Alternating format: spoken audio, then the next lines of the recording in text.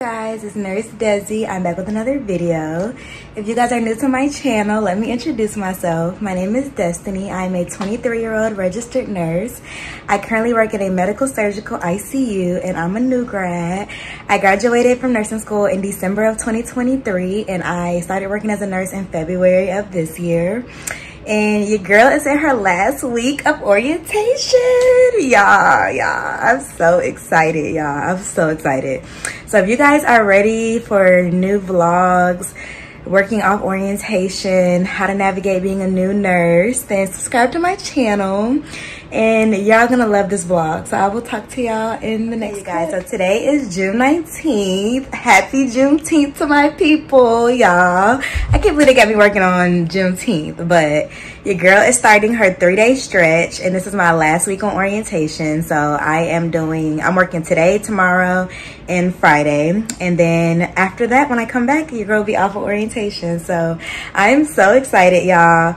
I love my preceptor, so I'm gonna miss her, but the week that I'm off of orientation, I will still be working the same shifts that she's working. So that kind of worked out. So I'll still be able to ask her questions. But that's pretty much where I'm at. I feel like I'm at the point where I'm excited to get off orientation. I know everybody always gets nervous about being off of orientation, and I am nervous because you're never gonna know everything. There's always gonna be things that come up where you just don't know. But I still feel like I can handle it. And being in orientation for 16 weeks, like, you eventually will start getting to the point where you're like, I'm just ready to work on my own, work at my own pace, and just be by myself and figure things out. So that's where I'm at right now. I'm still gonna take you guys along this 3-day stretch with me, show you how my last couple shifts of orientation goes. And yeah, I'm currently dressed and ready for work. I gotta go make my lunch. I gotta pack my coffee, my water, all my bags, and I will see you guys in the car. Bye. Okay guys, so I made it to work early and I forgot to show y'all in my last vlog some of the things that I bought from Amazon. So I bought this little light, and for y'all that work night shift, y'all know it be real dark in your patient room, and sometimes you don't want to go in there and like cut on all the lights to empty out a drain or a Foley or whatever the case is. So this is my little light. And it's so bright, y'all. So it has multiple settings. It has a red light setting. It has like a beeping. I don't know what that's for. It's like a traffic light, but it's really cool. I normally use this one and the patients love it. They be like, oh my God, you got your little light? I be like, yes, I'm official, y'all. That was probably the best investment. It was like $12 on Amazon. And then second, I got these pen lights. Now the only issue is that these did not come with batteries, and when I went to go get the battery, I had AAA batteries in here and it's not turning on. So I don't know, it came with 2, so I'm gonna try the other one and figure out why it's not working. But the main reason I got it is because it has these like the pupillary like diameters, and a lot of these nurses be just guessing. And I get when you're like experienced, so like you can look at somebody's pupils and be like, oh, that's a 2, that's a 3, but like a lot of people are not using the correct measurements and it can throw off the pupil changes and things like that. But I also have another light that I got on my badge. So I have this light that is not as bright as this one could have been if the light would have worked, but I still use it just to see like what correct size is my patient pupil. So I'll keep this in my pocket. And I also bought a whole bunch of scrub caps. I don't have one on today because I got my little slick bun. Can we give some applause for the bun, y'all? I have not worn my little bun in a minute, but the bun is always gonna eat, y'all. It's always gonna eat. So I don't have my scrub cap on today, but if I wear it this week, I'll show y'all. I got like 6 scrub caps for, I think like $18 or something like that. It was a pretty good deal. So, and then I always change out my badge reels, and these are actually a gift that I got from a coworker, and the coworker gave me like a bag of badge reels, so I switch them out like every couple days, and everybody's like, you always changing out your badge reels. It just keeps it fresh. Like as a nurse, you want to do certain things to just excite your day, and badge reels, cute little accessories, just, I don't know, it just makes the day go by better. But this is something that you're also gonna need, y'all. These small Sharpies. As ICU nurse, you're gonna be labeling everything. Every drip you hang up, you gotta label. Wound care, skin, like the little pads, like the Metholex pads. If you put them on your patient heels, and like label those. Your central line dressings got to be labeled. So you're gonna need a marker. Like for the longest, I was walking around with no marker, and I was having to ask somebody for a marker every single time, and it's just not good. So I keep one on me, and I also keep another like black one right here. So always keep a Sharpie on you. What else? Keep these little scissors on me. These like collapse so you can cut, and then you fold them back. Boom. I normally would hang it on my badge, but it be bringing my badge real down, and it just makes my thing hang, and I don't like that, so I just keep it in my pocket. But those are the main things I bring. It's 6:05 right now. I don't have to clock until 6:40, but I usually go in at like 6:10 just to go through my patient's chart, check my email, just go through the essential things. So that's what I'm gonna go do. Let's pray for a good shift, y'all. My last 3 days on orientation. I pray that I have a great stretch. Pray for my patients, pray for my preceptor, everybody in the hospital, y'all. I always say a prayer before I go into work. So I'm gonna do my prayer, and then I will talk to y'all after my shift. Bye. Hey y'all, so I am out of my shift, 1 out of 3. And y'all cannot believe what type of shift I had. Like, I'm gonna give y'all a walkthrough on a shift in the ICU that is completely insane. Just so y'all can figure out if y'all really want to go into this, because I know I'm positive, y'all. I always come with the good feedback. I love the ICU. But days like this or nights like this will completely make you just rethink. Like when I tell y'all, it was a shift from you know where. So I'm going to start from the beginning, y'all, because it started off immediately. I knew it was going to be a bad shift. So I come into work. Normally I get there early, like I told y'all. Like how we know what our assignment is that they have our phones, and then they tell us like our patients on the back of our phones. So I saw that me and my preceptor were triple. Y'all know in the ICU, the staffing ratio is normally 1 nurse to 2 patients, but when they're short staffed, then you can be triple. But when you're triple, you normally don't have really, really critical patients. They'll give you patients that are a little bit more stable, that are about to go home. So I saw I was triple. Normally people will be mad when they're triple. They're like, oh my gosh, they triple me. Like, there's about to be busy night. But I wasn't even tripping. Like, I assumed that it was going to be an easy triple. I was like, okay, like it is what it is. My last 3 shifts of orientation, like I'm not tripping. I went in and kind of looked at the patients. I was like, okay, this should be a pretty good shift. So we're coming out about to get a report on our patients. And then the charge nurse was like, oh, sorry, all y'all got to go back. I got to change up everybody's assignment. So I was like, okay. So the patients that I thought we were getting, we're no longer getting. Now we got to get all our assignments changed because a nurse called out and we're already severely short staffed. So it was already a lot of triples, but now we're going to be even more triples. So I was like, okay, it's going to be a pretty fun night. So she switches up our assignment.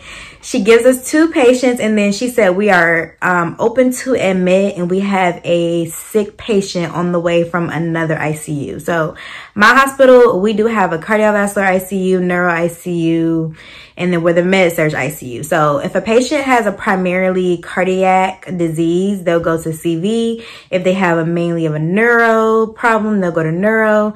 But if it's mainly like a pulmonary issue or anything involving anything else that is not cardiac and neuro, they'll come to us. So they said patient was being transferred from another ICU. So I'm like, okay. So I was like, where are they coming from? I'm just asking some stuff from the charge. Like, when are they coming? What's going on?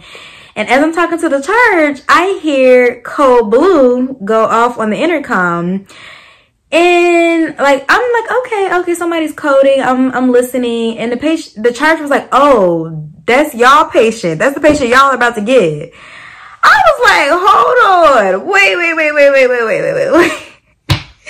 We're about to get a code, and we have 2 other patients. So we're going to admit into a triple and have a code. Y'all know that sounds crazy. Normally when patients first code, it really needs to be like a 1-to-1 because you're doing so many interventions. So I was like, we're about to get a code, but we're in a triple. And the triple that I was in was not a easy triple, y'all. I had a patient that was on pulmonary, that had pulmonary hypertension that was being started on prostacyclines.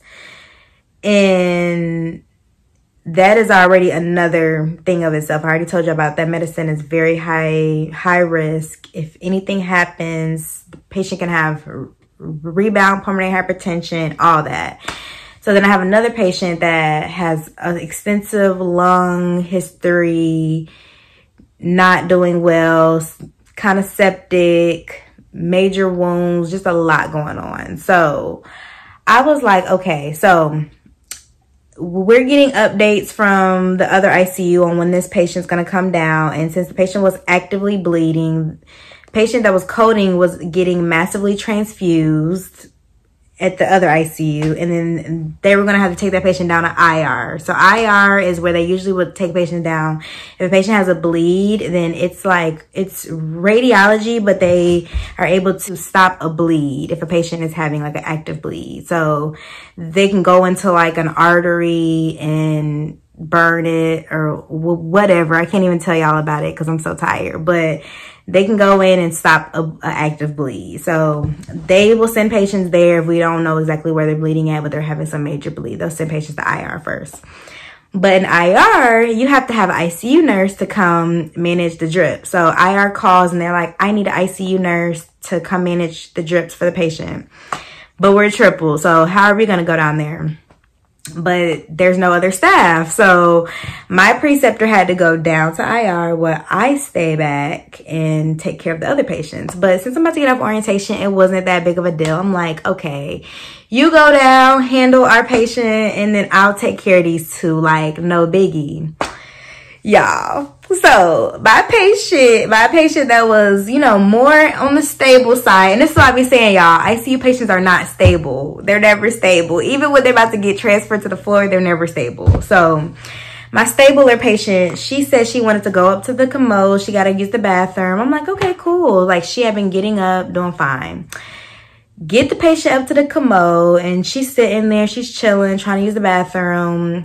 I come back in, I'm like, have you been able to go? She was like, okay, yeah, I think I'm done. And I was like, okay, let's get you back into the bed. So patient was trying to get up, and she's really weak. So she's like kind of exerting herself. And she was like, I'm dizzy, like I'm not feeling well. I look up at the monitor, patient's heart rate is in the 180s. And the patient's heart rate has never been like that. So she's in SVT. So I'm like, okay, we need to get back in the bed. And normally, anytime your patient has a rhythm change, you gotta check a blood pressure because you gotta see if the patient is symptomatic. And since she's saying she's dizzy, she's already symptomatic. But you gotta see if your patient is hypotensive, because normally when your patient goes into SVT, that is not enough perfusion for your heart because your heart is beating so fast that you're not getting adequate cardiac output. So you got to check a blood pressure, make sure that your patient's blood pressure is not tanking. Her pressure was fine. So I'm like, okay, we still got to get back in bed because a patient's heart rate in the 180s cannot go that long without something happening if it's sustaining. So she's like sitting on the commode. She's like, I don't want to get up right now. I'm just tired. I'm like, you need to get in this bed because if anything happens, I don't want to be coding you in the freaking commode or on the floor. Like, I got to get you in a safe place. Then her heart rate goes up to the 200s, then to the 220s. I'm like, oh my gosh, y'all. I was about to spaz. Like, I'm in there with no preceptor, just by myself. Thank God everything worked out. I got her back in the bed instantly, and I run in there to go get an EKG because since her heart beating so fast, I want to make sure that it's not like AFib, RVR. It looked like SVT, but it's really hard to see when your patient's heart rate is going so fast. So if it's sustaining, you always want to get an EKG, check a blood pressure, and then call the provider. So then I come in there, and then as soon as I roll the EKG in there, y'all, her heart rate converts right back to normal sinus rhythm. I was like, wow. So everything worked out. Patient was fine. But that just gave me, like, that stressed me out so bad, y'all. So then I get out of that room. I go to check on my other patient. She is having massive diarrhea all in the chair that poured from the chair all the way to the ground. So now I'm doing a whole linen change, changing the chair, bleach wiping the chair, all 9, doing a lot. So finally got my 2 patients settled in, and then I was like, okay, I need to go chart, hurry up, because I know we get this sick 3rd patient coming and I got to get the room ready. So I'm getting the room ready, making sure suction is in there. I got tubing, I got IV pumps, I got everything that I should need for the patient, and then I went to go chart. I didn't even get done with 1 patient's charting before they already said the patient's coming back upstairs. So I have to go meet my preceptor downstairs because she has a super sick patient coming down. So I didn't want her to be transferring a patient that's that sick by herself. So I go meet her downstairs in IR. The patient was actually seeming to do better. So we were able to get the patient safely transferred back up to the unit. But when a sick patient comes to the ICU and they just got admitted, like, it's a lot of initial things you have to do. The patient was paralyzed. The patient had a special ET tube that they were intubated with that I've never seen before. I just learned so many new things, y'all. So many new things. But the patient was extremely sick. Tachycardic, hypotensive. I had to start pressors, start levo. And I had a feeling that the patient was getting septic. So I was contacting the provider. And then about 4 in the morning, now I'm sepsis bundling a patient. So I actually had never done a full sepsis bundle by myself. So for y'all don't know, sepsis bundle, it's a lot that goes into it. But what made me think my patient was septic is patient was tachycardic, hypotensive, and then I did a lactic acid. Lactic acid was elevated. White blood cell count was elevated. So that's usually telltale signs that your patient is septic. So sepsis bundle is like a 1-hour bundle that you need to complete for patients, and it really makes a difference. It can save a life. But you have to get blood cultures, you have to hang antibiotics, you got to get labs, lactic acid, and get everything. Oh, and also a bolus of fluids, and all that needs to be done within less than 1 hour. So as soon as they put in the order, pretty much your clock is ticking. So it is just a very stressful thing, y'all. Like, I was running back and forth getting all these things, and my Apple Watch was like, your heart rate is higher than normal. I was like, I know, y'all. My heart rate was in the 120s because I'm running around trying to make sure that I get all these things done for my patient, because I did not want nothing to happen to my patient, y'all. So I actually got all my things scanned and given in 30 minutes. I got my cultures, my blood cultures, gave my antibiotics, gave my bolus of LR, had everything done in 30 minutes. I was like, wow, I felt pretty good. Yeah, I felt pretty good. That was the first time I did my whole sepsis bundle, no preceptor, by myself. Stat team came in and they were like, okay, you handling it, like, we'll just go. And I was like, okay. So despite having a very, very tough shift, I felt like I did really good, y'all. I felt like I did good. And I definitely needed this type of patients because I'm about to get off orientation. So I need a sick patient. So your girl is back tomorrow. I done talked enough. I got to go to sleep, y'all. I was supposed to have my last bi-weekly meeting with my educators, but since today was just so busy, I asked if we could reschedule it to tomorrow because your girl is tired. I done worked my butt off. So I'll update y'all. I asked to have the same patient back that was really sick from the code. I asked to have that patient back just so I can learn. But I just want y'all to know that when y'all are going into the ICU, be prepared for nights like that. It's not always going to be like that, and it shouldn't always be like that. But there's going to be nights where it's going to be like that. But I did feel like I had a great team. My team really came through, y'all. Like, I had other nurses asking me what they can do for my patients, the ones that I couldn't go into their room that much. So they pretty much took care of my other patients while I could focus on the sicker, acute patients. So that was good.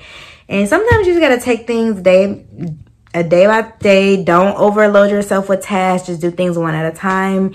And nursing is a 24-hour job, so everything's not going to be done. But I did the best, and patients are alive. After I did my sepsis bundle, my patient was looking much better. So she definitely needed those antibiotics. She needed that bundle.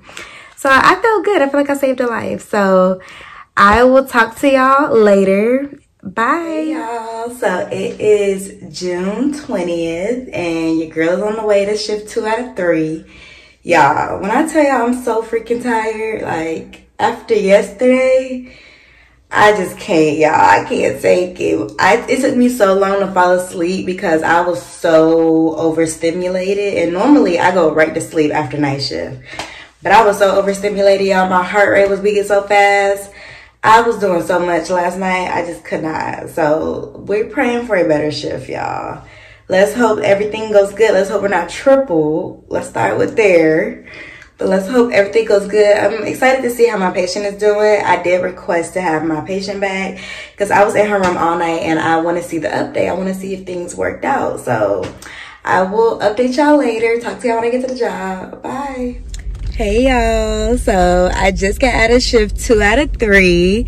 And y'all, I'm much happier today because this shift was so good, y'all. I told y'all that I requested to have my sick patient that I had yesterday that coded. And y'all, good news, my patient has done a major turnaround. So the sepsis bundle has been doing good. So the patient is actually looking much better. So I feel like I did my thing. So pretty much the night was just much better. I was going down on her pressor requirements because y'all know when patients are septic, they become super hypotensive because your whole body just vasodilates. So that's why we need like levo and pressors to keep their blood pressure up. But overnight, I was able to come almost all the way off of her levo, which is a major improvement because she was on almost max when I had her the night before. So everything was looking much better with that patient. And then I had my other patient back that heart rate went into the 200s. I had her back tonight as well. Thankfully, her heart rate was stable. And she was so sweet, y'all. Like, I was in her room and she was like, are you going to be back tonight? And I was like, yeah. And she was like, I like all the nurses that I've had so far, but like, I really, really like you. And when she said that, y'all, that just really warmed my heart, y'all. I love when patients are appreciative and just sweet. And she's just so kind, y'all. So I'm super happy I'm back with her again tonight. And today I just felt like I had a really good balance, like with my patients, even though like I was like steady, like I wasn't extra busy, but I was charting on time. Everything was done. I did my patient's bath on time. Everybody got taken care of. Y'all, the patient that heart rate went in the 200s, when I went into her room last night, she was complaining of nausea, so I gave her some Zofran, and then I was coming back in to check on her, and she called me, and she was like, hey, I need to be cleaned up. So I'm thinking she had a bowel movement, y'all. Why would I come in there? She had vomited all over the room. I was like, what is going on, y'all? I don't know why every single time I'm with her something happens. But she was like, I'm so sorry. I was like, don't apologize. Like, how you sorry for throwing up? That's not your fault. But it just caught me off guard because the room was dark and I walked in and I'm like, what is on the floor? Then I cut the light on. It's throw up everywhere, y'all. But everything was okay. Got her cleaned up. And I don't know what was going on. I don't know why she was so nauseous because she didn't even eat anything. She really hadn't had no episode of vomiting the whole time I've had her. So that was kind of strange. But besides that, y'all, it was a really good night. And when I got off, I had my very last bi-weekly meeting with my educators. So at my hospital, they do meetings every 2 weeks to see our progress, how we've been doing, how we've been feeling. And today was my last meeting and they said I'm doing great. And I'm just so excited, y'all. I'm so happy that I am about to embark on this new journey as an ICU nurse that is off of orientation. Hey y'all, today is June 21st. It is your girl's last shift on orientation. I am so excited, y'all. I am up and ready. I feel refreshed. I got my same patients back and I really do like doing 3 in a row. Even though you be tired, when you're on night shift, I feel like it's better to just get your 3 knocked out and then you get to build a rapport with your patients. And my patient last night, she was just so sweet and I really, really want to see her. And then the one that's really sick, I just love to see the progress over the 3 days that I have them. Because the first day I had her, she coded and now she seems to be moving in a better direction. So I really like to see that. continuing care. And when you get switched around with different patients, you never know like whatever happened to the patient. So I prefer doing my 3 in a row, but I will talk to y'all on the way. I gotta go get my preceptor a gift. I'm getting her a Starbucks gift card and a little giddy bag because she's been the best preceptor I've had so far. She's so sweet and I just love being with her. So I gotta go show my appreciation. So I'm leaving out a little bit early and I'll find her something and I'll talk to y'all later. Hey y'all, so I just made it to work and I just cannot believe that tonight is my last shift on orientation. Like, it feels so surreal to just think of how far I've came over these 16 weeks, y'all. It's just crazy because I really thought that the fact that I worked on this unit for 2 years as a patient care tech, I thought that I was just going to instantly come in and just like know everything, or I thought it was just going to be easy, it's going to be a breeze. But y'all, you never know how much like responsibilities and how much we do as nurses until you are in the position as a bedside nurse. Like, you'll see the amount of things that happen that will completely just like throw you off. It's like there's no shift where you're just doing everything and there's no interruptions, no problems, no hiccups, no nothing. Like, you have to always be the one to figure things out. And sometimes there's not anybody to even tell you an answer. Like, not everything is black and white.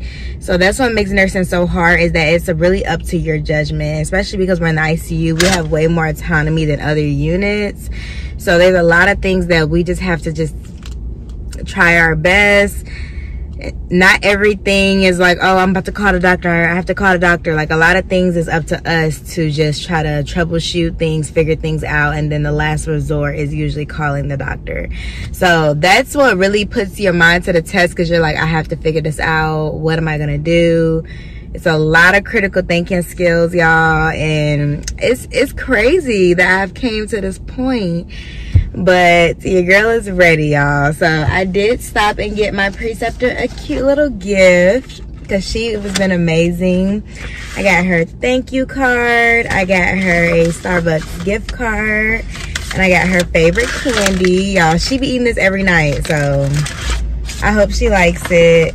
I really, really appreciate her, y'all. And having good preceptors, make sure that you appreciate your preceptors, because not everybody has the opportunity to get somebody that really wants to teach them and somebody that is patient with you and kind to you.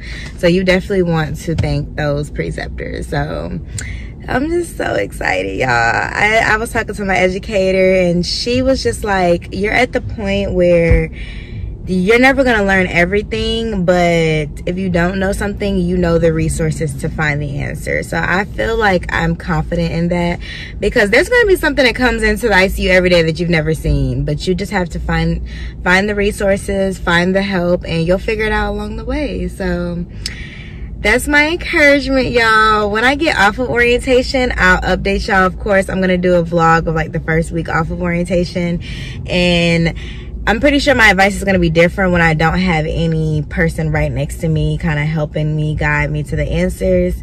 So I'm pretty sure I'm going to let y'all know how it feels being a new nurse off of orientation. So I'm excited to tell y'all about those vlogs. But I did stop and get me some Chick-fil-A. So got me a salad, a little Cobb salad, and I ate some fries on the way here. So your girl should be good. I'm about to pack up all my stuff and get ready to go inside.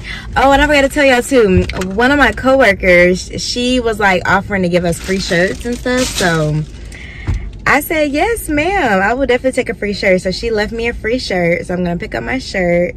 And I'll probably wear that the first day off since she gave me a free shirt. That was so nice. So I will talk to y'all later. Bye. Hey, y'all. Today is June 22nd. And I never came back and told y'all how my last shift off orientation went.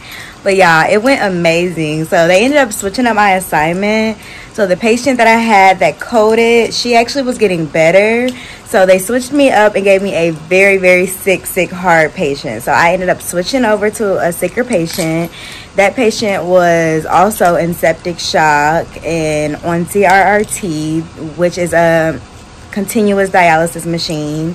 So I was running the CRRT. The patient was on like 3 poles of drips, like over 10 drips, A-line, everything going on. And y'all, I feel like I handled myself so well, y'all. Like all throughout the shift, I was constantly going through obstacles, but I was just getting over it because I still had my other patient back, the one that heart rate went in the 220s. I had her back, and then I had a sicker patient. And that patient, my other patient, she started getting Brady in the 40s. So now I had to run in her room, do an EKG, you know, try to notify the doctor, check her blood pressure, like make sure she's not symptomatic. But the patient was doing fine, but I was just concerned about the heart rhythm. My other patient's potassium was coming back 6. Also, like, I had just so many things going on. The patient was hypoglycemic. Blood sugar was like in the 40s. I'm constantly giving D10 boluses. Calcium was low. I'm constantly giving calcium over and over again, checking labs every hour. And then when your patient is on a CRRT machine, you're also checking labs Q6.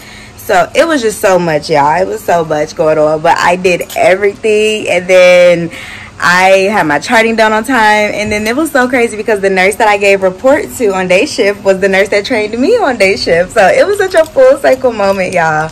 She was so proud of me. And then at the very end of the shift, my patient's hemoglobin came back 6.3.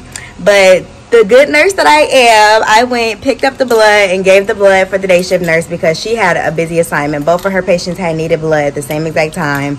So I told her I'll go ahead and hang her blood, checked her blood sugar, give the patient another D10 bolus. I did everything in the morning. So I ended up being there till like 8 a.m.